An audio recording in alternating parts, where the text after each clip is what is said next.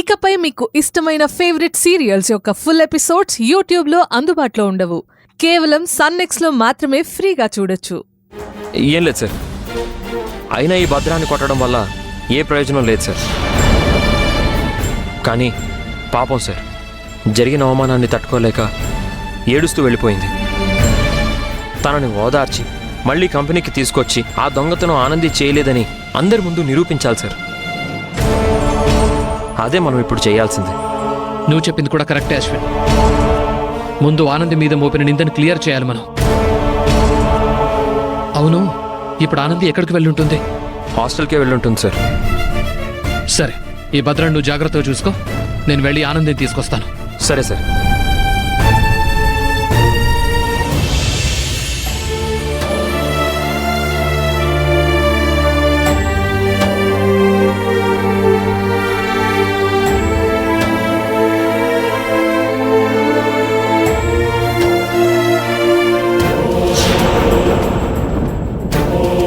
ఏంటానంది బ్యాగ్తో వచ్చావు? ఏదైనా సమస్య? వార్డెన్ అడుగుతున్నారు. ఇప్పుడు ఏం చెప్పాలి? శాశ్వతంగా ఈ ఊరు వదిలి వెళ్ళాలనుకున్నప్పుడు నిజం చెప్పి బాధపడడం ఎందుకు? ఆనంది, మేడం. నీ మొహం చాలా డల్గా ఉంది. ఏదైనా సమస్యనా? ఏదైనా ఉంటే నాతో ధైర్యంగా చెప్పమ్మా. ఏం లేదు మేడం. ఊరు నుంచి నాన్న ఫోన్ చేశారు. మా అమ్మకి ఒంట్లో బాగాలేదంట. నాకు కూడా మా అమ్మ నాన్నని చూడాలనిపిస్తుంది. అందుకే ఊరు వెళ్ళిపోతున్నాను. మీ అమ్మకి సీరియస్గా ఉందా? అలా ఏం లేదు. ఒంట్లో బాగాలేదంట. నువ్వు తప్పకుండా వెళ్ళాలా? డబ్బులేమైనా అవసరమా? వద్దులే మేడం, నా దగ్గర ఉన్నాయి.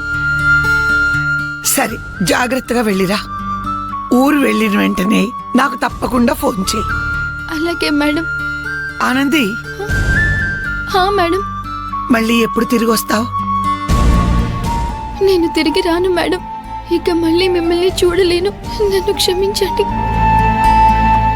ఆనంది, చెప్పు, మళ్ళీ ఎప్పుడు తిరిగి వస్తావు?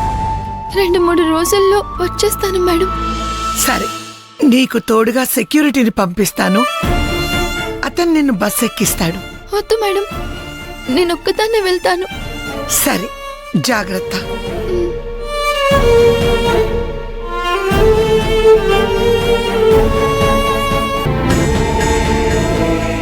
బాబాయ్, నేను ఊరు వెళ్తున్నాను బాబాయ్. సడన్ గా ఊరెళ్తున్నావేంటమ్మా? అవసరం వచ్చింది, అందుకే వెళ్తున్నాను బాబాయ్. సరే, జాగ్రత్తగా వెళ్ళరామ్మా. వెళ్ళమ్మా.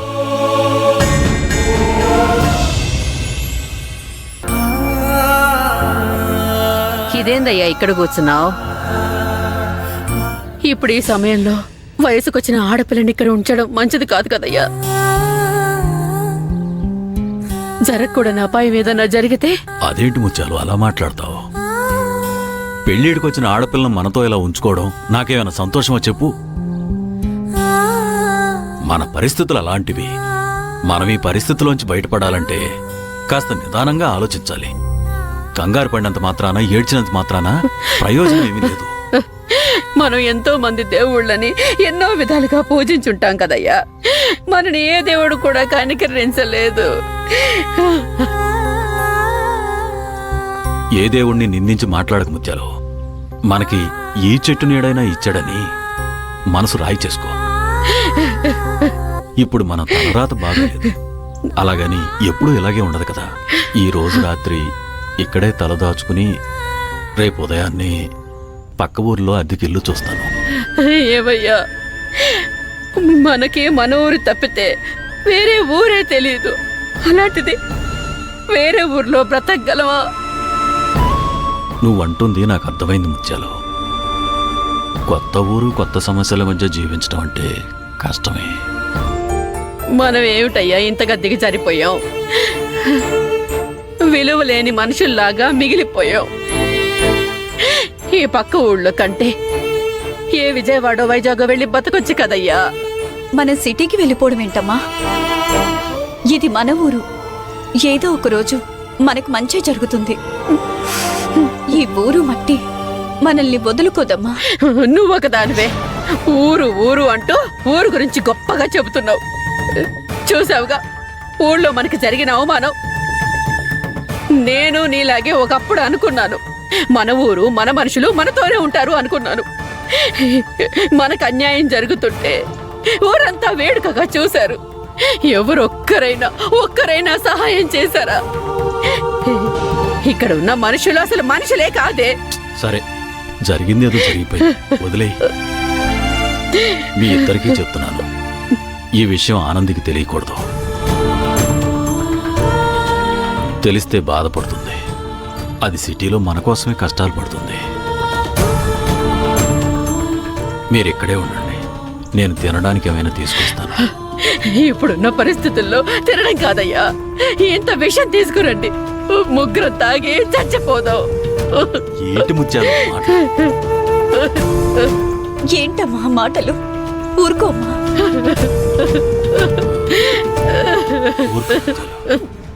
నేను తీసుకొస్తా.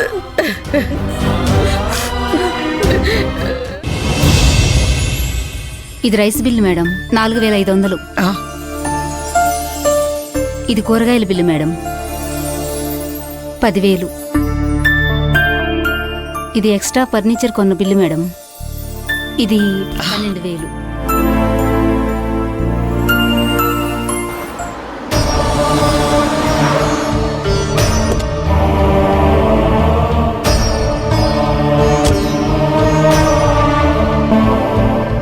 మేడం, రా మహేష్, ఏంటి విషయం? ఆనందిని ఒకసారి పిలుస్తారా? నేను తనతో మాట్లాడాలి. ఏంటి మహేష్, ఏదైనా ప్రాబ్లమా? నువ్వెందుకు టెన్షన్ పడుతున్నావు? ప్లీజ్ మేడం, ఒకసారి ఆనందిని పిలవండి, నేను తనతో మాట్లాడాలి. ఆనంది హాస్టల్లో లేదు. ఆనంది హాస్టల్కి రాలేదా? వచ్చింది.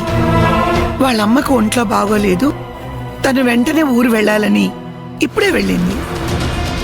వెళ్ళిపోయిందా? ఎంతసేపు అయింది మేడం? ఒక 15 to 20 minutes అయ్యింది. ఏమైంది మహేష్, ఏదైనా ప్రాబ్లమా? వివరాలన్నీ తర్వాత చెప్తాను మేడం, నేను వెంటనే వెళ్ళాలి. Mahesh Mahesh,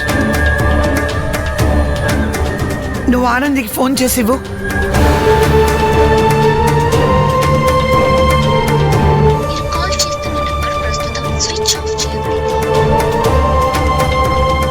Anandi phone switch off చేసింది.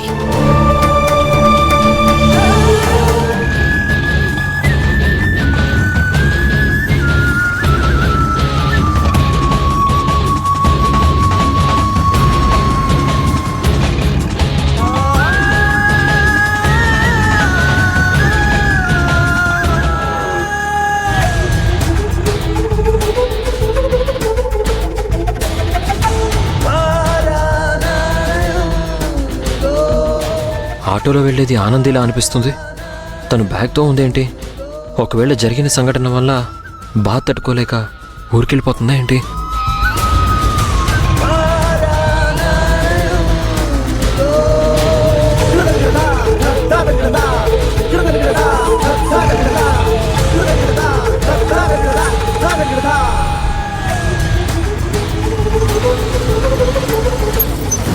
ఏంటి భయ్యా, చూసుకుని నడపాలని తెలీదా? సారీ భయ్యా, తప్పైపోయింది, ఏమనుకోవద్దు, అర్జెంటుగా వెళ్ళాలి. ఎలా